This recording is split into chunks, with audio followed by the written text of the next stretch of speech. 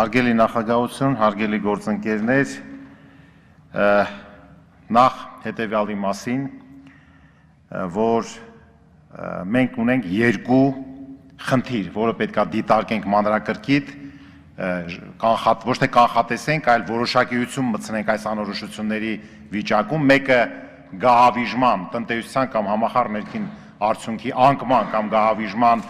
կետը տեղորոշելն է, որը շատ բարդ բան է, բայց կասեմ, թե ինչ գործոններ քննարկենք, երկրորդը վերականգնման տեմպերը կանխորոշելն է եւ այն քաղաքականությունը, որով մենք խթանելու ենք այդ վերականգնման վեկտորը։ Հնարավոր է, թե հնարավոր չի, իհարկե հնարավոր է, եթե ասեինք անհնար, ոչ էլ այստեղ խոսեինք։ Հիմա մի հատ հասկանանք, թե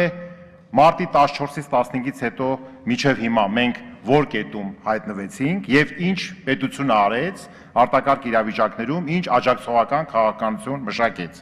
5 միլիարդ դրամ սոցիալական, 25 միլիարդ դրամ աջակցության։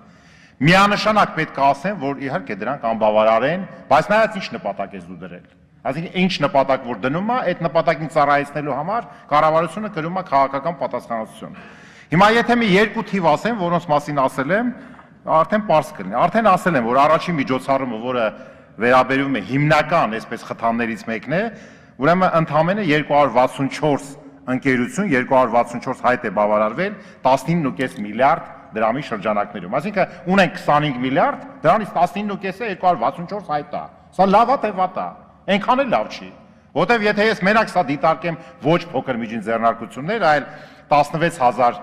ձեռնարկություն, որոնք աշխատում են ավելացված սարքի ռեժիմով, 264-ը շատ փոքր թիվ է։ Հիմա այստեղ երկրորդ հարցն է, բայց այդ 16000-ից պետք է որ աջակցեին, չգիտեմ 10000-ին կամ 8000-ին։ Մենք չգիտենք դրա մասին։ Դրա համար ես մնում եմ իմ տեսակետին, որ այս փաստաթղթի քննարկումը մենք չպետք է վերածեինք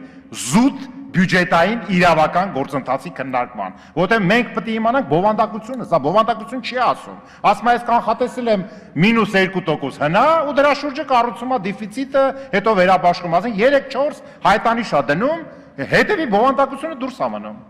Սա ամենակարևորն է, որ ես բաց թողում եմ համարում, որ բովանդակություն չկա։ Եվ երբ որ ասում են, բա որտեղից իմանանք, թե ինչքան կլինի անկումը, դրա համար տարբեր ձևերով ես փորձեցի հարկեր հնան ոնց է փոխվում, ինչ ժամանակում քանի օր են կորուստները հաշվում եւ ոնց էլ հաշվարկներ անենք, դրանք կարող է իսկապես տարբերվեն, բայց 35-40 միլիոն դոլարը մարտի 15-ից հետո օրեկան եւ ներարկված գումարները մոտավորապես 2-3 կամ թողնի 4 միլիոն դոլար օրեկան մեծ դիսոնանս է առաջացնում։ Այսինքն այն բացը լրացնելը մենք պետք է հասկանանք ինչի հաշվին է։ Արդեն իսկ պարզ է, որ եթե գալու ենք 80 միլիարդին, հետո այդ 80 միլիարդն է շատ չի լինել, որ գեներացնի այն ինչ որ մենք ակնկալում ենք։ Սա նշանակում է, որ մենք ենթադրում ենք, որ օրինակ մայիսի 5-ից հետո,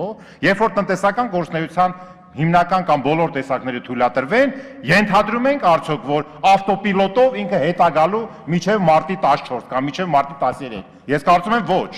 որտեղ բիզնեսները ամիս-ամիսուկես որ կանգնում են, խնդիրներ է առաջանում աշխատողների, չգիտեմ, մարդիկ տարբեր պլաններ են կազմում, սառում է կյանքը, պետք է մոբիլիզացվեն, վերակազմակերպվեն, եւս ամիս-ամիսուկես հələ մենք սենց ինչ որ տեմպերով գնալու ենք։ Այս հաշվարկներն այնց պետք որ բացակայում է այստեղից, եւ դրա համար եթե ես վերցնեմ, որ մենք պետք է թույլ չտայինք սպառման մակարդակի անկում, իսկ Հայաստանը սպառող երկիր է, 92-3% սպառում հնա, 17% ներդրումներ հնա, բայց մի ուրիշ բան էլ ասենք, որտեղ չխոսեցինք, շատ կարևոր երկու բան, վարկեր հնա,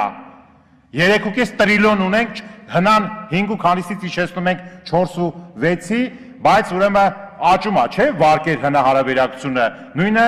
ավանդներ հնան, ինքը մեխանիկորեն աճում է, որտեղ ավանդները մնում են նույն մակարդակին։ Այստեղ ամենակարևոր բանն է, որ մենք պետք է կարողանանք 3-4 ուղղությամբ կայունություն պահպանենք։ Առաջինը դա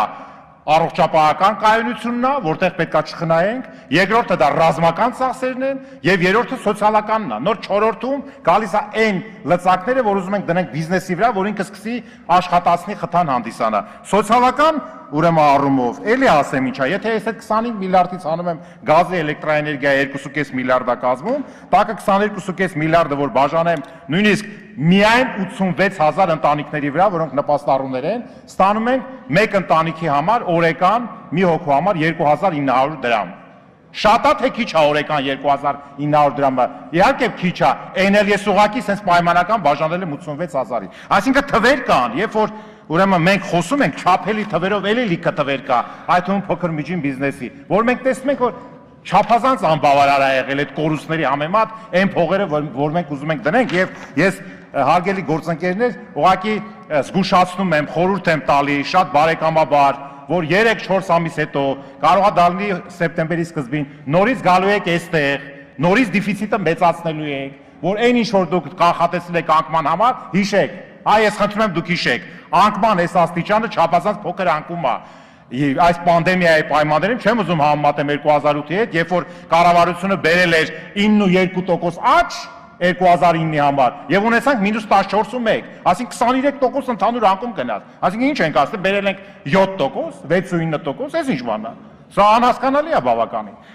Եվ այսպես շատ բաներ կար ասելու գեներացիայի համար, ես կարծում եմ հետեւյալը, հիմա քաղաքական գնահատական եւ ամփոփեմ խոսքս։ Մենք կարծում ենք, որ այն ինչ որ արվում է, դա բավարար չի։ Մենք կարծում ենք, որ շատ առաջարկներ, որ ընդդիմությունը ասում է, ոչ միայն ընդդիմությունը, տարբեր մասնագետներ, ավարտում եմ, էլի քիչ է հաշվի առնվում։ Կան իհարկե դեպքեր, այս վերջի արտահերթը նաև, բայց ես կարծում եմ, որ մեր քաղաքական ուժը այս պահին պատրաստ է